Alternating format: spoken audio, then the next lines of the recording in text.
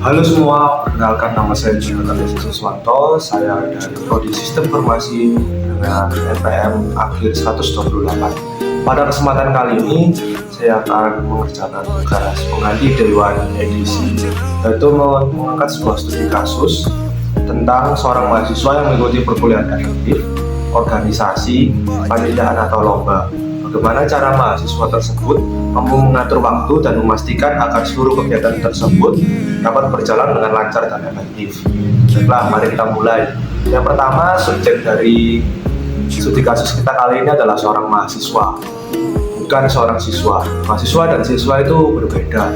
Mahasiswa dapat diartikan secara umum jadi orang yang menuntut ilmu di perguruan tinggi.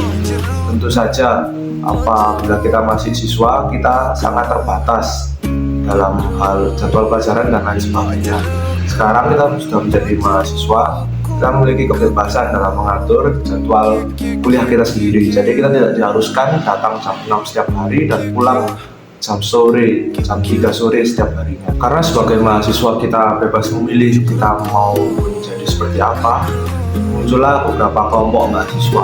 Yang pertama adalah kelompok mahasiswa aktivis. Ini adalah mahasiswa yang aktif dalam bidang sosial, penelitian dan lain-lainnya.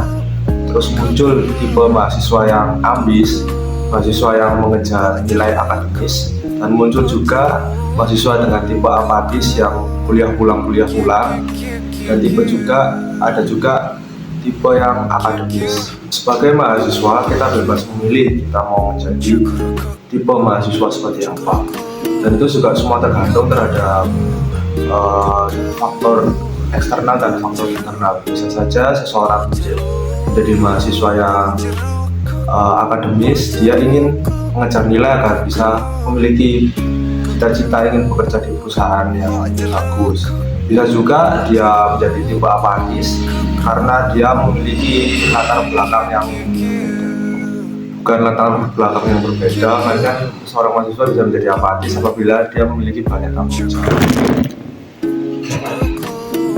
Lanjut, seorang mahasiswa bisa menjadi apatis apabila siapa tahu dia memiliki tanggung jawab di lain tempat, sehingga dia kuliah hanya untuk kuliah dan pulang untuk misalnya lagi bekerja, atau dia memiliki kewajiban yang lain-lainnya.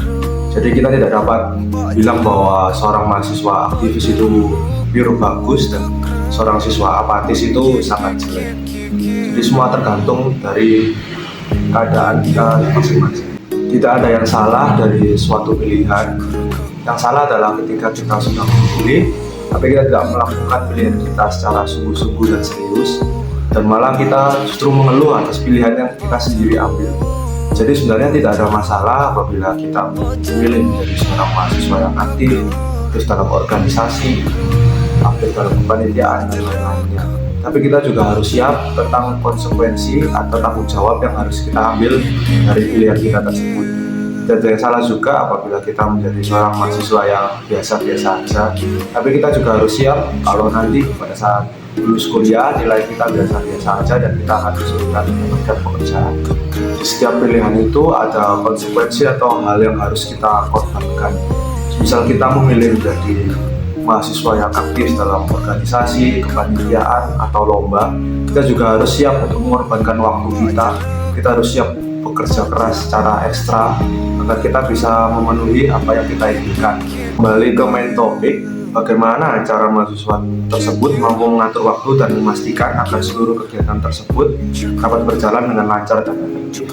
Apabila seorang mahasiswa sudah memilih untuk aktif di bidang kepanitiaan, lomba dan lain sebagainya, mahasiswa tersebut tentunya harus sudah siap dengan konsekuensi dan tanggung jawab yang harus diambil. Sedikit bercerita tentang pengalaman saya. Dulu waktu saya SMA, saya sempat mengikuti organisasi OSIS. Kesalahan saya waktu mengikuti organisasi OSIS adalah ketika saya lebih memprioritaskan organisasi dibandingkan dengan nilai akademis saya. Jadi saya merasa lebih semangat di bidang ketika mengikuti OSIS dan biasa-biasa aja di kelas, dan hal itu membuat nilai saya jadi kurang bagus dan tidak bisa mendapatkan hasil yang maksimal di kampus. Jadi bagi saya bila mengikuti organisasi itu sebenarnya bagus, membawa dampak positif, kita bisa melatih soft skill kita bisa melatih cara berbicara di depan banyak orang, bisa melatih kepemimpinan, melatih tanggung jawab, melatih banyak. Tapi apabila semua itu tidak dilakukan dengan benar atau tidak sesuai skala prioritas, maka diri kita sendiri yang akan dirugikan. Kita memang bisa memiliki banyak social skill yang tadi. Seperti contoh pada kasus saya, memang di organisasi saya cukup aktif, tapi imbasnya dari nilai pelajaran saya biasa-biasa aja, jadi mendapatkan hasil yang kurang maksimal, dan hal itu akan disesali di kemudian hari.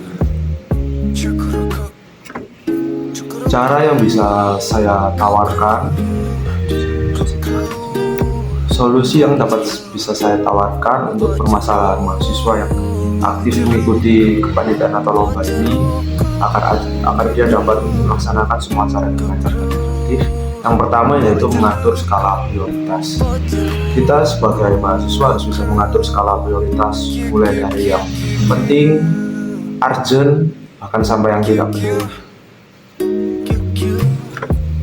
Kita harus juga mengingat kembali bahwa kita berkuliah di UPN itu kewajiban utamanya adalah belajar mengerjakan tugas setiap matkul yang ada. Jangan sampai organisasi kita prioritaskan lebih pertama, jadi kita harus memprioritaskan sekolah.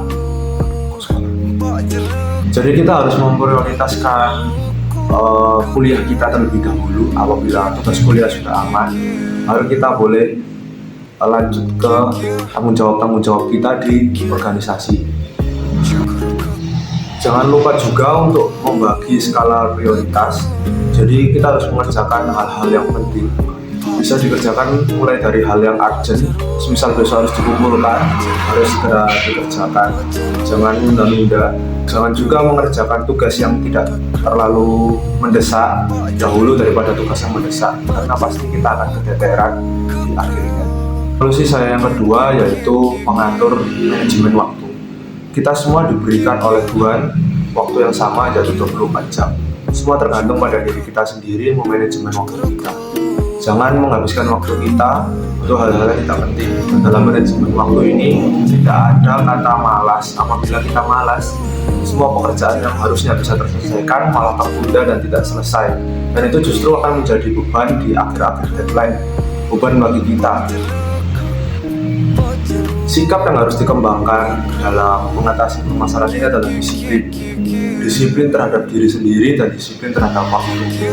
Kita harus bisa sesuai dengan plan yang sudah kita rancang.